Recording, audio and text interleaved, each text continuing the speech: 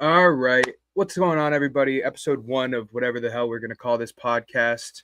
Me and Jay can find us on Twitter. I think I think he has his Instagram. It's where we're going to do our content. If you caught our live draft reactions, you'll know that we do this stuff all the time. You can also find it on the Fans Only Sports Twitter page and Facebook pages as well. So we're going to be just going over a little bit of the draft recap. Obviously, we're 4 days or no, excuse me, I think we're 3 days removed from the draft, a little more than that from day one when we did our reactions. And, the dust is kind of settling. Everybody has their opinions. You've been seeing people ranking ranking the team's draft classes, talking about the best picks, all of that. And we're going to get into that today. I'm going to kind of talk about my stuff pretty quickly, but Jay, if you want to get yours out of the way, kind of start talking about what you think, maybe talk about the Giants or whatever. I mean, I really like the draft, Zach. I think overall the Giants had a great draft. Them and New England were in my top three for the best draft. And obviously, New England-based sports network, we're going to talk about the Patriots, but I'll get the Giants out of the way first. I really like the Jackson Dart pick. I really loved the Abdul Carter pick, obviously. And even later down the board, we got that defensive tackle at Toledo. We got Embo. A really good draft class overall with a lot of high potential and a lot of guys who I think can start at the next level. I'm totally with you. Sorry, I'm trying to get my sound levels right on the space as well. By the way, we are going live on Fans Only Sports and my own personal Twitter for spaces every time we do this, so go check those out. Yeah, I agree with you. I think your Giants did a really great job. When I released my article, when I put out my full team rankings, I want to say they're number 6. So that was, I'm not going to lie, surprising to me because I wasn't a big fan of the Jackson Dart selection, but I was a big fan of some of the picks you made on later, some of the picks the Giants made later on the board, especially a guy like Cam Scadaboo, who I think is probably going to be one of the big takeaways we get from the Giants draft class. I think you got him in the back of the 3rd or maybe even the 4th round, and then in the 5th went on to get Marcus Embo, the lineman out of Purdue, who I think has legitimate, maybe not this year, but starting potential for your O-line, especially as like one of those backup guards. So yeah, I think the Giants did super well. I think there's a couple guys. So let's get into it. Before we do the player rankings, because I know me and you have that going on. Let's get into the teams that we think did the best in the draft. So I'm going to leave it to you first. We can go back and forth, but give me one team that you think just killed the draft. I'm gonna get in my Mel Kiper bag a little bit. I'm gonna start with Cleveland. I mean, you don't come into a draft and get a guy who is consensus a first round pick in the 5th round and come out as a loser in this draft. Yes, I think that the trade back fundamentally from 2 to 5 is a little bit dumb because Travis Hunter's generational. But at the end of the day, you look at a guy like Mason Graham. Mason Graham is going to be on that defensive line for years to come, and he's going to be a stud. And it's not just what they did in the 1st round. Every single round down the board, they were making great picks. I really don't have any complaints with what they did. The only issue I kind of had was drafting 2 quarterbacks. And even then, at the end of the day, as long as one of them works out, I think it's going to be fine. I still like Dylan Gabriel as a passer. I just prefer Shedeur Sanders, and I fully expect him to be the one out of the 2 competing with Joe Flacco for that starting job this year. I don't know how I feel about the Browns. I have them listed wicked high. My biggest problem with their draft class is what you said. I think they should have taken Travis Hunter. I think the trade haul they got back for him does make a lot of sense. They still got Mason Graham to pair with Myles Garrett. I'm not mad at it. I think Travis Hunter would have been the better pick. And if you're a team like the Cleveland Browns, you need to go for home runs because they haven't had a lot over the last, 10 years or so. I do have them pretty high. They got a 1st round pick next year that I think will be valuable because I think the Jaguars, I think the Jaguars' 1st round pick next year will be top 20, maybe even close to top 15. We'll have to see about that. They did get some, I think the 39th pick, which turned out to be Quinshon Judkins from the trade as well. So yeah, that was a good trade. So there's a couple things that I liked from their draft class. I'm going to turn it and go to another team that I don't think is getting enough love for their draft class, and that's the Seattle Seahawks. To me, the Seahawks were one of the best teams for going for their need, which is a big thing that I grade the when I do these rankings, it's a big thing that I do for the grades is look at how each team took care of the draft needs heading into the draft. We had a big conversation about how, in my opinion, the Seahawks would never go for a guard in the draft. You give you props, totally picked the Gray Zabel pick at 18. I thought that was absolutely fantastic. But then they traded up and got Nick Eamon in the second round, who's someone I had them mocked at number 18. So they went and got him a few picks later. I think he's going to be a brilliant safety in the Mike McDonald defense. He's going to be the next Kyle Hamilton with an even better athletic upside. And then later on in the board, they got Torrey Horton, a former number 1 receiver in this class in the 5th round, and Damian Martinez, running back from the U, in the late 6th. So I think those were all big needs. And they got Elijah Arroyo in the second round as well, because Noah Fant is gone. He's going to be their starting tight end. I personally think the Seahawks hit every single one of their needs. I was super impressed with their draft class. I have a couple Seahawks fans that were like texting me right away. We're making the Super Bowl. Sam Darnold, believe in the kid or whatever. So yeah, amongst others, I think I had them ranked 5, or maybe ranked 4 actually, because the Browns are 5. Give me one more. I'll give you one more, and then we can move on. Yeah, I really did like that draft class, and I know we're going to talk about them a little more in depth, but I really just feel like I can't ignore New England's draft class. I mean, you talk about the debate of quality and quantity, but they really got a great mixture of both. A ton of picks in this draft and some really good players down the board.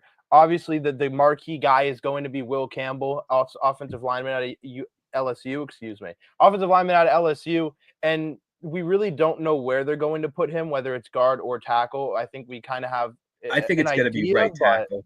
yeah. I think But their I guard mean, spots are built up. Not that Campbell isn't a better guard than either one of them, but if you get a guy at 4, you're going to have to at least throw him at tackle, and I don't think he's a viable left tackle yet. Sorry to interrupt. yeah. No, I get that. I get that. I just wasn't sure, just based on Wenu, because I know he can kick out to tackle as well, regardless of the rough year he had. It's true. But yeah, so Will Campbell's a Swiss Army knife. He really can play all 4 of the guard and tackle positions on the line. He just needs a little more time for the left tackle, like you mentioned. I mean, going down the board, Travion Henderson, I think, had first-round shouts most of the back end of this process. He's a great running back. Him and Quinshon Judkins were amazing at Ohio State. And then if you go a little further down the board, a guy that I'll definitely be talking about later is Braden Swinson. We know how I feel about him. I love his upside. For those of you who haven't been tuning in, I really do think the upside of Braden Swinson, the athletic acumen is there. It's just a matter of whether or not he can hone in his technical abilities, his hand skills, his pass rushing moves. If he can do that, it'll be a spectacular pick for years to come. And this guy could be an all-pro one day. And then the last guy I wanted to highlight in this class was Andres Borregales, I think is how you pronounce it, the kicker out of Miami. He's one of the kickers that I actually did take a look at. I looked at maybe 3, and I really like his game. Fairly accurate, and I think that with the kicking room always kind of rotating in NFL locker rooms, it's good to bring in a guy like him who I think can stick around for a long time. I got to tell you, I'm not a big fan of Borregales. Just Really? personally, I think that he will probably make the Patriots roster. I didn't love him at Miami, but maybe that's just because I think college kickers should make every kick. So take what I think with a grain of salt. I think he has some upside. He does have a good leg. Had some accuracy issues, but he was pretty good for us. And I know Braden Swinson's one of your guys. We're going to talk about him a little bit more later on. The Patriots, I had the best draft class. Anybody, you can go check out my entire team rankings at fansonlysports.com. It's where I post all my articles. It's where I put every single team ranked 1 to 32. And for me, this is an easy choice. The other team I want to talk about right now is the Philadelphia Eagles, who, in my opinion, got the best value pick of the first round and the best value pick of the entire class. Now, the best value pick of the first round was Jihad Campbell. Pick 31 is pretty insane for Jihad Campbell. I had him as my number 10 ranked prospect in total. And to get him at 31 and put into this Philadelphia defense is going to be spectacular, not only as a fit, but as a linebacker and an edge rusher. He's going to be a Swiss Army knife in that defense. Obviously, the Eagles are going to know how to use him using SEC pass rushers and linebackers for a long time now. I also think that another player that I'm going to be talking about in one of my best picks, so I'm not going to elaborate too much on it right now, is the 6th-round selection of Cameron Williams, tackle from Texas. To me, the best value pick in the entire draft. We're going to talk about that a little bit later. So we talked about who's aced the draft, as I still have the Patriots on. Whoops.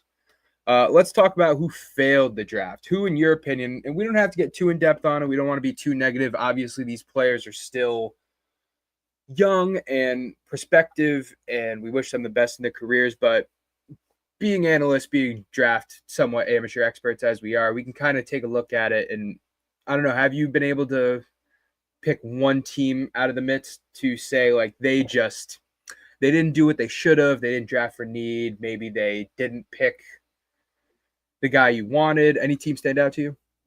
I think honestly, it's. I think especially it's hard in the beginning of the process to, the beginning or the end, like right at the end, immediately after the process ends, to really decide a winner or loser. Especially this year with the amount of talent that I think varies. There are definitely been some bad draft classes recently, not maybe not this year. Like I think coming out of, for example, 2019, the year that Alex Leatherwood was drafted, you could tell that Raiders draft class wasn't good. Right off the bat, you Yeah. could tell. For me, it doesn't necessarily look like really bad ones. What I will say is, I think personally, if I had to pick one, I'll pick the Saints. I think outside of that Kelvin Banks pick, it really does feel like this is going to be a year where they're laying down. They got their tank commander. They've got a guy who's going to lead them to the promised land, whether that's Arch Manning or Drew Aller or maybe Carson Beck next year. They've got the guy who's going to bring them to that quarterback next year, which is Tyler Shuck. So if the promised land is a new quarterback, Tyler Shuck is the guy that's going to bring them there. Yeah, So and that's probably my worst draft class. to do that with Tyler Shuck, if they would have gotten that guy that's like, all right, we know we're going to take a quarterback next year. We need a guy who can give us some snaps, maybe compete for a job, and who knows, maybe be pretty good. That's at highest a 3rd-round pick. That's not the 37 selection or whatever Tyler Shuck was. That to me, and maybe they like him. He's an older quarterback. He's going to be one of the most pro-ready quarterbacks right now. There's been a lot of talk about Tyler Shuck, about if he's going to be able to start the season for the Saints, if he's going to be able to play meaningful snaps. I think right now he's as ready to lead that offense as Spencer Rattler. Now, whether that's saying much is up for debate. I still think Spencer Rattler has some potential to grow in the league. I don't think Tyler Shuck is going to grow too much. Tyler Shuck is older than Spencer Rattler, by the way. I think by maybe 2 years. Yeah, that sounds about right. So I had the Saints down there pretty low. I think I had the Saints around like 31 or something like that. My team that lost the draft, and it's a team that always drafts super well. I can understand what they're doing. I wouldn't have done it, but then again, who am I to disagree with Brian Gutekunst, one of the best GMs in football? But my team that lost the draft has to be the Packers. I think that not only did they go for, in my opinion, and we had a good conversation about this, good debate on draft day with Matt Hyland, who will be on the show later. Shout out to Matt. The Packers have, in my opinion, one of the deepest wide receiver rooms. Now, there's some questions with injuries. There's some questions if any of those guys can really step up and be a number one guy. And I absolutely can hear that. That makes a lot of sense to me. I think of that room, you really only have Jaden Reed, Christian Watson as like your guys, and then Romeo Doubs probably, I think, can be a solid wide receiver 3 if he could stay healthy. Yeah. But then you have another guy, Dontavian Wicks, who has some pretty pro potential and is still young, 24 years old. So to me, I was like, not only that, but Jordan Love led the league in touchdown passes last year, I'm pretty sure. Yeah. So I was confused. I think Matthew Golden could be wide receiver 1 in that room shortly. I think there's also a pretty good chance that he falls into the mix and becomes like, I see him having as much potential as a Christian Watson or as a Jaden Reed. I don't see his potential being too much higher. And then to make matters even worse for me, they go and take Savion Williams, a developmental wide receiver, in the 3rd round. So now they've wasted 2 of their top 3 picks on the wide receiver room that, to me, was one of their strongest groups of the team anyway. They did get Yeah. Anthony Belton in the second round, which I really liked. I think that they needed to get a tackle because Rasheed Walker is not a long-term answer. Anthony Belton, I think, could be a starting left tackle for them. And then every other pick was just like, in my opinion, they're going to be depth rotational pieces or out or not on the team in 2-3 years. They got Baron Sorrell, who's a defensive tackle who won't start over Devontae Wyatt or Frank Clark. They got Warren Brinson, same exact thing, D tackle depth. They got Colin Oliver, and again, the Packers' best group, if it's not the wide receiver group, is their linebacker group. Their linebackers are stacked. So I didn't understand their class. To me, they're a roster that doesn't have a lot of holes, which is fair to them. But they got a bunch of guys. Like, I can easily see Matt Golden and Anthony Belton being the only people that get any playing time on this team. Yeah. And I can also see Matt Golden not even going that far. So I don't understand their process. Who am I to judge Brian Gutekunst? Again, one of the best GMs in the sport, but I just had to throw it out there. I made a whole big thing about it on draft day. I still feel that way. They could have gone so many other ways here. They didn't address cornerback at all, which with the whole Jair Alexander thing, I don't if he leaves, I don't know what they're going to do at cornerback, which to me should have been the number. Yeah. Yeah.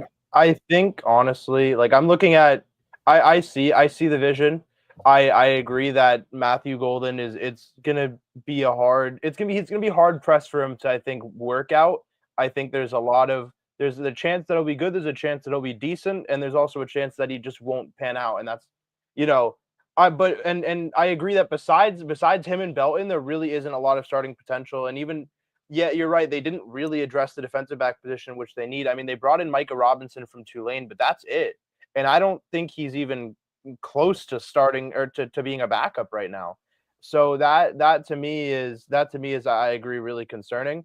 You have to wonder how they're going to adjust this. Obviously, there's a guy like Jalen Ramsey still in the market. You wonder if they're going to try and make a trade for him and take a swing on him, or another option that's a little cheaper. You know. Another team that, speaking of them, I think the Dolphins did okay, especially later on in the draft. I think they had one of the best day threes, if not the best day three. Getting guys like Ollie Gordon and Quinn Ewers in the 7th round is crazy to me. Two really good fits. I don't know if Ewers will ever be able to play if Tua does get injured, which could happen. Quinn Ewers could play and be pretty decent, and Ollie Gordon could end up playing really good minutes, especially in the red zone for him.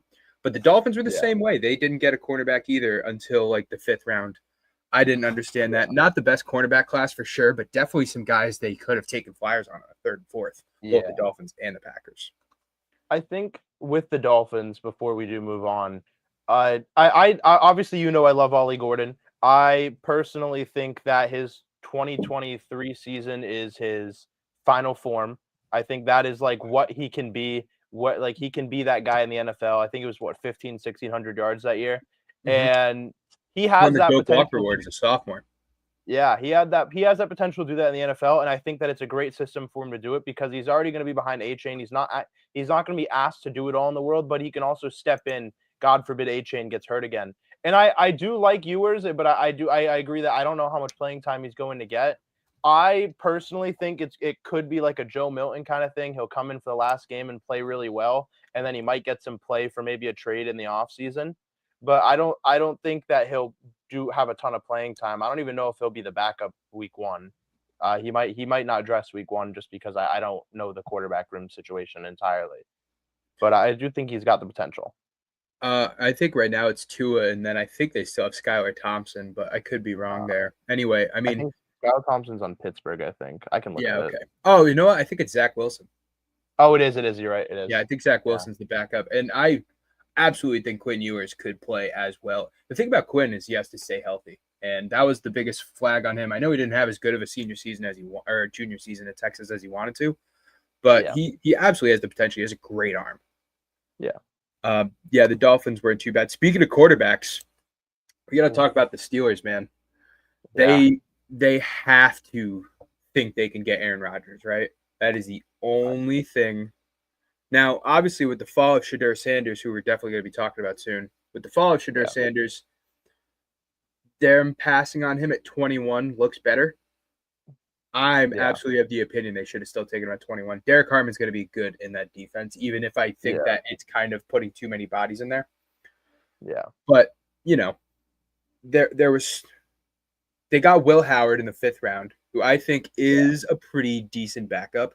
Maybe 2 years from now could start, Yeah. which kind of puts if they do sign Aaron Rodgers, could be a very interesting quarterback room. Will Howard, Yeah. champion, mobile quarterback for his size, 6'4", 225, and someone who has maybe not the best arm, but is pretty accurate. So I think Will Howard is one of the better round 5 pickups. Yeah. But to not take Shedeur, who, in my opinion, I don't want to talk too much about him because so many reports are contradicting, saying that he has the skill level.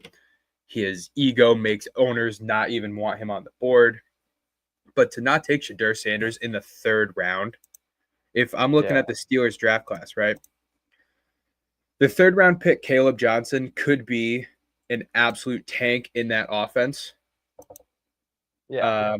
Yaya Black. Yaya Black was their 4th round pick. And after Yeah. drafting Derek Harmon, to me, Yaya Black is not going to be someone that really sees the field much unless of injury. Why not take Shedeur Yeah. there because he was still there? And then you I can take think Will Howard later too if you wanted to. Like I sure. Yeah. What pick did Sure went at what, 155? 144, I believe.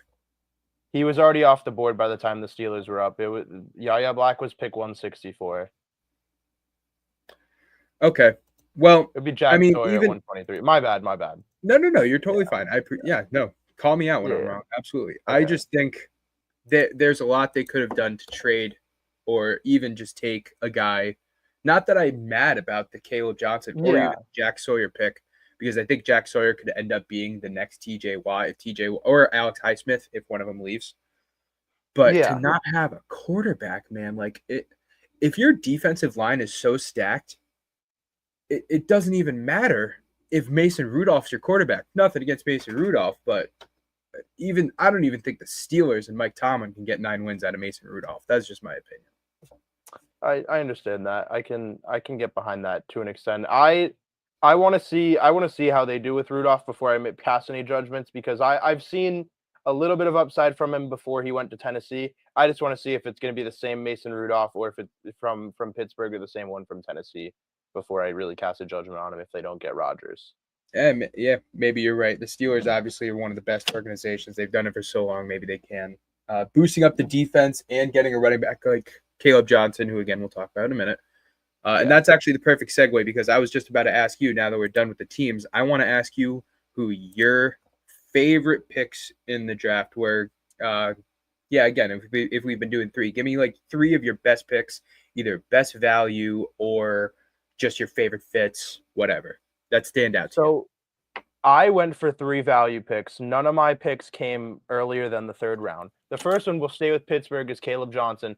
I really liked Caleb Johnson for a majority of the process. He was my RB3 or 4. It was kind of shifting. It was obviously Hampton, Genty, and then I had Henderson occasionally. Sometimes I had Johnson. I think there was a mock where I had Johnson going in the 1st round. This guy is a really, really spectacular running back in an offense where running the football is the priority at Iowa, if I remember correctly. I know their Yeah. defense is usually the focus. Running the football is usually the priority there. He was the bell cow back there, a spectacular player. I think in an offense like Pittsburgh that relies on the running back and is going not as much this year because obviously they've got the receiver talent, but we talked about the quarterback issues. The running back is going to be a really important position here. I think Caleb Johnson can be that guy, a spectacular player, both when running routes as a pass catcher and also more so as a power back. So I'm excited to see how he can do in Pittsburgh.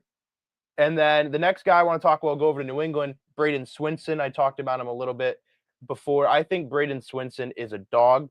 When it comes to athleticism, there's not many guys on the edge better than him. The only problem that we've talked about time and time again is that the pass rushing moves. But I mean, this is one of the best defensive systems in the league, in my opinion. In Brian Dable, Mike Vrabel, excuse me. Mike Vrabel is was a spectacular defensive player for New England for years. Now a great head coach, and I still can't believe Tennessee fired him a couple years ago. It still blows my mind because he's such a great player and a great coach. And I think what he does to the defense. Look at Harold Landry. He's back now, and I hope that in New England he can have the same production he had a couple years ago. I think he can get the best out of Braden Swinson and really take him under the fold. Finally, we'll go to my favorite player in this entire draft class. I've been pushing Kyle Monangai prop for so long. Now, obviously, looking at the Bears draft class, you know, there's been a lot of better players, I think. But you look at the fit, I think that this offense is going to be pretty run heavy. I think that Kyle Monangai can come into a system where he doesn't have to be the guy and he can catch passes out of the backfield. He breaks off some big runs. I remember against Washington in the blackout game for Rutgers, he had that huge run. I was there. And this is just a guy that's going to do it. He's going to put his nose down. He's going to work hard. I think that in this system, he can be a rising star, even if he's not the best, most contributing player this year. In the next few years, towards the back end of this contract, he's going to make a difference for this Bears team, and he might even be a fantasy darling in a couple years. Speaking of fantasy darlings, I got to tell you, Caleb Johnson is going to be high on my draft class this year. He's not going to get that many snaps. I think he's going to share snaps with Jaylen Warren, and then I think most of the pass catching is going to go to Warren or Cordarrelle Patterson, but I think Johnson could have a huge role. I think he will, maybe not right away, but over the next couple of years have as good of a role as Najee Harris ever did in Pittsburgh. And I know that's a tall tale. Not that Najee Harris did really that great in Pittsburgh, but as a first rounder, I think Caleb Johnson can mimic his production as a third rounder. Great pick for Pittsburgh. I agree with that. I agree with all of them. I think Swinson and Monangai are going to be really good on their teams. I'm going to go over to my picks real quick. So I had a couple picks that really stood out to me. I do have a running back as well. I know you had two. I have one in here. Yeah. Another one we talked about already, or I talked about already. So I'm just going to bring him up first. It's Cameron Williams going to Philly. Now, Cameron Williams to me is a developmental tackle, right? He's not ready to start right now.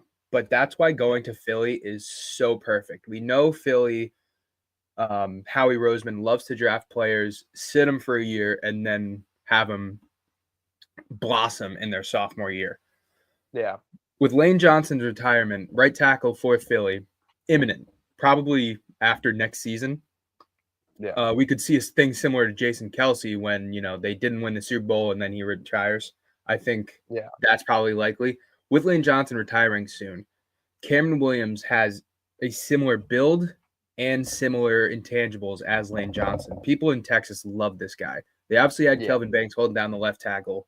Cameron Williams wasn't even supposed to start this year. It was his second year at Texas after redshirting, and he is so strong. They said like Kelvin Banks was the alpha male and Cameron Williams was overpowering him. He's so strong. He just needs to work on some footwork and cleaning up some penalties. And to me, that made his development, especially if he goes to a team with good developmental skills, with a good O-line coach, very attainable. So I had him as my number 63 prospect. I want to say he was like offensive tackle number 7 or number 6 maybe. Yeah. And to go to number 208 and to a team like the Eagles, it seems unfair, man. I would bet if there was any day 3 player, maybe not any, if there was any like round 6 or lower player that I would bet on to start at some point, because remember, we know this draft class pretty well. These 5th, 6th, and 7th rounders oftentimes never even see the field, much less start. But if there was a guy that I would bet on to start in the future, it's Cameron Williams in Philly. Yeah. Moving on, I guess I'll go in reverse order here. I have a running back. I said Caleb Johnson's going to be one of my guys in fantasy. I hope nobody in my league watches this. If you do, shout out you. The other one is Jaden Blue, who I think will be the starting running back for the Cowboys. Maybe week 1, man. Like seriously, maybe week 1. I think Jaden Blue has a lot of untapped potential. Another Texas guy going 2 for 2 on Texas here, who had a great. He wasn't the starting running back. I think he only had like 150 carries, but blazing speed. I believe he had the fastest 40 in the combine of any running back, or if not, he was close or tied because he was like a 4.33. He's a smaller back with great receiving upside. This is a guy who almost he got 150 rushes. He had like 45 receptions as well. So a guy very easily can be used out of the backfield. But the Cowboys, they this was the perfect pick for them because they didn't get Genty. They didn't go for Hampton in the first round. They get a guy like Blue, who coming out of college barely took any wear and tear, which I love. Yeah. I think wear and tear is one of the biggest reasons I wasn't like sold on Genty. We talked Mhm. about that. I still think he's going to be an amazing prospect, but the fact he had 750 carries in college, I think means he has a not long lifespan in the Yeah. NFL. I think Jaden Blue could be the Cowboys running back for like longer than Zeke. I think that was a tremendous pick for them to get him at 149.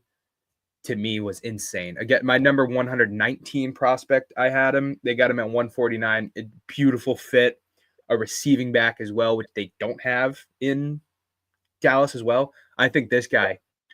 Watch out for Jaden Blue in fantasy. I'm just saying that. He's going to be like, I think he will be a guy that will creep up some boards getting up there. I think he's going to be like a round 7 pick, depending on how many Yeah. teams he got.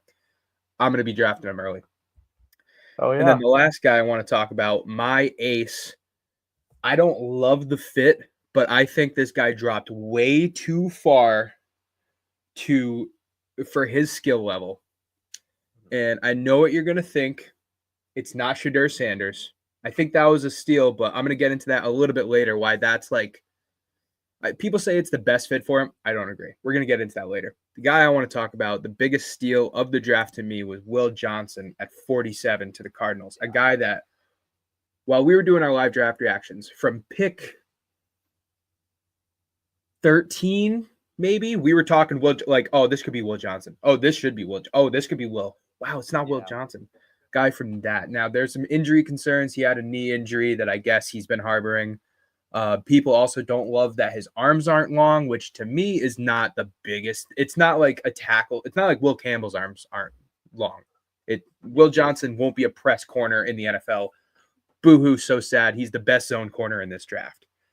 Yeah. He has tremendous speed. Just go watch the tape. This is a guy who locked up Marvin Harrison at Ohio State last year. And then I forget who it was because he didn't play Ohio State this year, but he locked up another top wide receiver in the class. Alec Ayomanor didn't have a catch against him this season. So it's a guy, like, tape speaks for itself. I think that maybe he will get a little bit of time to adjust the NFL because I think the Cardinals secondary is very good, like underratedly good. Sean Murphy Bunting, Starling Thomas the fifth. Yep. Garrett Williams, is it? Yes, thank you. So they already have 3 pretty good corners, and I wouldn't be shocked at all if Will Johnson's cornerback 1 after the season. I wouldn't be shocked at all. To get him at number 47, and I think they traded back to get him. I think so. No, they didn't. They kept their pick. I'm sorry. They traded back in like round 3 or something. Okay. But still, that to me, that was one of my guys. He's number 5 on my big board. I didn't care about any of the distractions. He won't be a press corner. Boo-hoo. He's not going to be the blazing speed guy. This guy will put people on an island. This guy will get multiple picks most years that he starts in Arizona. Now, the knee injury thing, I guess I can't comment on that because I don't know the extent of it, but this guy dropped way too far, entirely too far. He was very close to getting to the Colts' second pick, and I would have. I think, he did. He dropped past the Colts' second round pick. Oh man, that would have been amazing. Anyway, those are my top 3 picks. I think that there's a lot more in this class. I think there was a lot of guys that dropped way farther than they should have. Yeah. It was, I think that as well, because we had talked about it before the draft, is just the fact that the talent gap was so thin. Like, the margin of talent was so thin for those, like, late first rounders to late third round guys that it was really hard to kind of gauge where they'd go. But we saw guys fall even farther out of that zone, which I think we both can agree was absolutely insane. And a lot of our valuations were different at that point to where the NFL valued these guys. So it's kind of crazy to see, and we'll have to see in the future how right we were compared to how right the NFL teams were by the end of maybe 4 or 5 years by the end of these guys' contracts. Yeah. We'll have to see if our evaluations were more accurate than the NFL's. So Yeah, when we get our YouTube channel fully going, which by the way, make sure you're following us on Twitter and Instagram for releases of that. We're going to be going yeah, pretty strong into that pretty soon. When we do that, one of the things I wanted to start doing is reacting to old draft classes of mine, and like, because I talked about this with you on a space the other day. I had Trey Lance as my number 3 prospect a couple years ago. Look how that turned out. yeah, I had other guys that did really well higher on my board, so that'd be a fun thing to look at. We'll definitely have to check this out in a little bit. yeah, for I sure. got 1 or 2 more things we want to talk about. Obviously, the biggest thing that happened this weekend, the biggest name around the draft was Shedeur Sanders. Yeah, Rightly or wrongly, just his name being out in the media, and then rightly or wrongly for his drop down to the Browns at pick number 144. What is your whole impression on the thing? I mean, it's just such a weird situation. Obviously, I know about the interviews, and we've heard about the interviews. I think Todd McShay was the one who came out and talked about the Giants interview. They brought out some install packages. He wasn't prepared. He didn't respond the way that Dable wanted. And we all know that Dable is very critical of his quarterbacks. He wants a quarterback that he can mold. And what Todd McShay had heard was that Sanders didn't like the response that Dable gave, which was calling him out that he wasn't prepared enough. And I think that was what kind of shied the Giants off from, because I think the Giants were really looking at him and looking into him up until the post combine interviews. So, and I think that was actually a private interview, not a combine interview. But things like that we've heard a lot, and it's hard to really make right from wrong. I think that a lot of times we hear about the athlete, we hear about their ego, but at the same time, I really do think the media is out to demonize this guy. This guy's a year or two older than me. He's still a kid in the sense that he hasn't really fully developed. And not to mention, I mean, this is his father, and what worked for his dad in the NFL 20, 30 years ago is not going to work for him because the difference in their ability, their talent. So I think that there's a little bit of everything that plays into it, and we have to find the kind of semblance of truth. I will say that I think the media is being overly critical of him, and that might even include myself and us. And I'm writing a thesis paper right now on the media and how it affects athletes. So things like that is very it's very effective of a player, and I think that he needs the environment that he's in Cleveland to be something that'll support him rather than tear him down, because he really is a great player and his draft position doesn't affect where he is right now. Yeah, I agree wholeheartedly. I think that Mel Kiper going off on the ESPN desk about Shedeur Sanders and as quarterback evaluating as a whole is pretty fitting as well. If you haven't seen that, Yeah. go check that out. Kiper was irate, and it was good TV, but he also said a lot of intelligent things. And I think Shedeur Sanders is maybe the best example of it.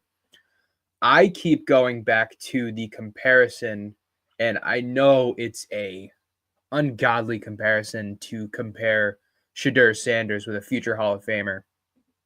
But this is what everybody said about Aaron Rodgers in his draft class. They said he had great talent. Well, we all know Aaron Rodgers was more talented coming out, or at least the draft experts did back then. I was, 10 when Aaron Rodgers got drafted. But Mhm. when he got drafted, he had all the talent, but he was too cocky and he had an Yeah. ego, and he's a California kid. And this is exactly what we're seeing with Shedeur Sanders now. Is Shedeur Sanders going to be the next Aaron Rodgers?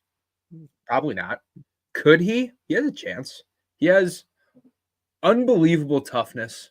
He's played and won at 2 different schools. He is a coach's son. This guy works hard. He Yeah. trains. Like, yeah, he's going to go to the club afterwards, but he's going to be at practice every day. He's going to work. He's been doing this for years and years and years.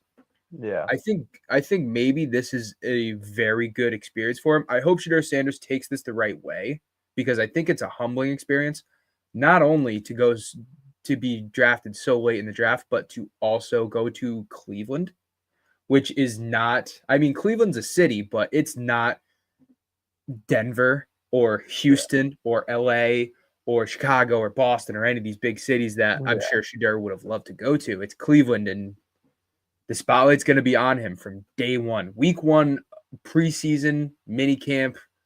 Hard Knocks will probably want to do another Browns one just to talk to Shedeur Sanders.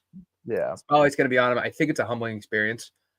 I don't love the fit in Cleveland as far as him growing because I think they're right away. It's going to be a battle, not only in media sense of us, constantly showing this guy what's he doing, what's he up to. Is the Browns going to be putting Shedeur Sanders out there? Is he starting week 1? Why is he not starting week 1? Yeah. And they also drafted Dylan Gabriel, who I think is a very competent quarterback as well, and I think might be more fitting to the system in Cleveland because Shedeur Sanders is a pass-heavy, 5-yard dink and dime quarterback. Dylan Gabriel is a pro-style, run-the-ball first play-action quarterback, which I think plays better in Cleveland. But you also have Kenny Pickett. You have Joe Flacco, who you signed to be the guy this year because Deshaun Watson's hurting. Oh, and by the way, you have Deshaun Watson on $230 million guaranteed, who you're at least going to want to give one more shot because you signed him so much. So the battle in the Cleveland quarterback room is very real. Yeah. I think that in 5 years, the best starting quarterback is Shedeur Sanders. I just don't know if he going to be like Manziel. Is after the first year it doesn't work out, is he going to go crazy? Is he going to talk shit in the media? Very well could. If he doesn't, if he sticks his head down and works and keeps going about his business, I think that it's going to be a great fit. I think he'll start for the Browns and do well for them. But I think that it's going to be a long road to get there. And a long road maybe is something Shedeur Sanders is not ready for. That's why I don't love the fit. I think that he could really work with Cleveland in the best case scenario, and it's not often the best case scenario happens. Yeah, I think a lot of things do need to fall into place. I do like that analysis. I will say there's a lot of things he needs to do. First of all, he needs to hire an agent. His dad, I love Dion, the personality. Dion, the agent, is not doing it for me if I'm an athlete right now, especially after seeing absolutely separate himself from Dion now. Yeah. Shiloh came out and said that he fired Dion as a manager and got his own manager. I think like a couple hours after he signed with Tampa Bay. Bucks? Yeah, okay, yeah. Yeah, but he signed a new manager, an agent, someone who actually knows the landscape a little better, and someone who NFLs are going to be real with.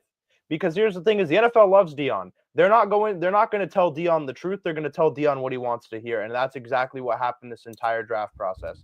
And I think that the NFL made a little bit of an example of Shedeur, who I think is a little unfair to him. But at the end of the day, if Dion had heard what he needed to hear instead of what he wanted, this could have gone a lot differently. Yeah, 100%. And speaking of Shedeur Sanders, the last thing I want to get into, just because it's kind of hot in media right now, and I'd love to know your full take. We talked about it a little bit, but not as much as maybe it warrants. Yeah. That's prank calls, man. Prank calls is, I guess, going to become a big thing, and we just saw some fines get laid down today. So the whole story was Shedeur Sanders got prank called in the third or fourth round. Someone saying they were with the Browns, ironically. No, I think it was the Saints. Actually. The Saints. Yeah. Okay. Someone with the Saints saying that they're going to draft him right here. Shedeur Sanders is going to be a Saints. Didn't happen. Phone call got traced back to Jeff Ulbricht's son. Jeff Ulbricht, if you don't know, was the interim head coach of the Jets last year, is now the defensive coordinator for the Atlanta Falcons. Not really part of the story, but a division rival with the Saints. I don't know if that's anything. Jeff Ulbricht fined $100,000. The Atlanta Falcons organization fined $250,000 for their involvement. Do you think that's a steep price? And do you think there's a lot of outrage about how this happened? Do you think that outrage is warranted? Do you think they should have gotten fined like that? And if not, do you think there should be some kind of punishment? Now, here's the thing that I'll lay it out here. It's a prank call. Mm-hmm. Yes, I understand it was on his private draft number, and I think that the fines were warranted, at least to Ulbricht, maybe to the Falcons for, because at the end of the day, they're the ones who gave Ulbricht this number, because all the coaches, Ulbricht and the head coaches and all that will have the list. But At the end of the day, I think that there's people calling for Ulbrich to be fired. I think that's unfair to Ulbrich. It's not his fault. He didn't tell Jax to say, "Hey, go call Shedeur Sanders and prank call him." I think as well. There's a lot of last year there was a couple prank calls. I think that this year Tyler Warren got a prank call. Isaiah Bond got a prank call. It wasn't just Shedeur, but Shedeur is the only one they're talking about. And Yep. I I'm sure you might have as well. When I was younger, I'm guilty of making a few prank calls. I know our coworker Tim Duffy is the king of prank calls. He's prank called me a couple times. So you don't, I think the outrage of a prank call to an extent is a little much, but at the same time, I can understand people saying this is this guy's moment. You're ruining that moment. So it's a little bit of a tough water of how you want to look at it. I think that the NFL went about it the best way that they really can. They can't call for them to fire Ulbrich over this, obviously. And I Yep. think that it's the right decision not for the Falcons not to fire him because he's a very competent DC. So it's really murky waters, and I think that the NFL and the Falcons handled it the best they could. I have a couple things to say. Mm-hmm. To me, the whole incident is free speech. That's how I think of it.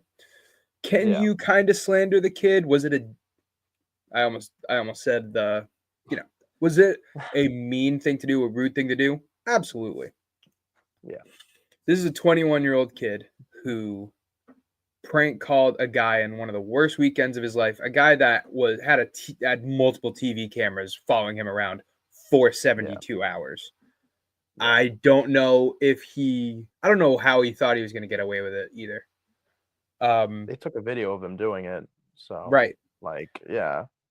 And then the whole thing about him being the son's kid, it's like, I think that it should have been an internal situation within the Atlanta organization.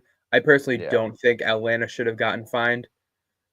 If they can prove that this kid got the number from Jeff Ulbrich, then that could be finable offense or punishable offense. I don't know if they'd be able to prove that he got it from his dad. Maybe they did. Yeah. I haven't seen anything that said they have damning evidence. I think it's he freedom of admits to it. speech. The other day, at the end of the day, I don't think Yeah.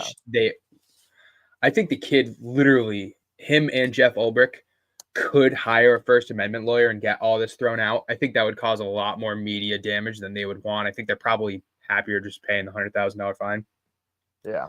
I think it's an absolutely winnable case. I don't love how it went down, but I think we're going to see a lot less prank phone calls at the drafts. Like you said, there was already 2 more. There was multiple last year. I think this might be the last we see of it. So yeah, no doubt. Maybe it was the right call, but at the end of the day, I kind of think that it's an invasion of civil rights. But yeah, I can see that. All right. That's really all we got. That's all I got time for. Shout out Fans Only Sports Network. Always make sure you go check out my articles there. I've been dropping a bunch, including my way too early mock draft, which will be dropping later on today.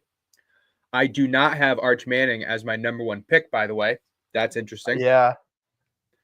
Before we do go, Zach, I will say that I think it's a lot of his number 1 pick shouts are projections, and it really depends on his year. But I do agree with that. The only reason I say that, I'll give a little snippet to the people that are watching right now. The only reason Arch Manning isn't my number 1 pick is because the Super Bowl odds, which is what I do my mock draft off of, have the Giants picking first, and I don't think the Giants. I don't think the Giants take Arch Manning after trading up for Jackson Dart this year. Definitely not. So I have them taking an offensive tackle, and then pick number 2 is Arch Manning to the Cleveland Browns. Okay. Yeah. All right. Yep, that's going to do it. Make sure you go check us out on our Twitters, on our socials, and be on the lookout for YouTube and new content stuff that we're going to be doing. We're going to be starting up our own podcast, doing this pretty regularly. I'm also going to be going live later on tonight around 6:30 with Matt Highland to talk some NBA playoffs, maybe a little bit more NFL drafts as well. So thank you, everybody, for coming and checking us out, hanging out with us, talking NFL draft, and we will see you next time. Peace out.